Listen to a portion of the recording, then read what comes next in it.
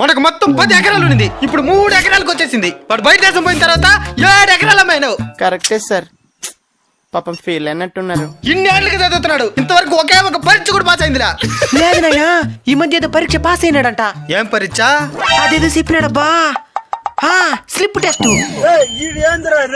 అది main exam ముందు కాలేజీలో పెట్టే పరీక్ష. అది పాస్ అయిన ఒకటే, ఫెయిల్ అయిన ఒకటే.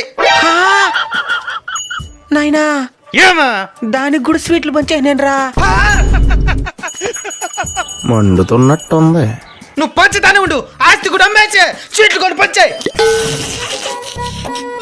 ఈ ఫ్యూచర్ నాకు అర్థమైపోతుంది. ఈ ఫ్యూచర్ నాకు కనబడిపోతుందన్నయ్య. ఈడికుంది దిప్పతలో. నా జీవితాన్ని నాశనం చేసినాడు. రే నాయనా, ఆ విధంగా అనబాకరా. మొన్న మాత్రం నిజంగానే ఒక పరీక్షకు పోయే పాస్ అయినాడంట. ఏం పరీక్ష?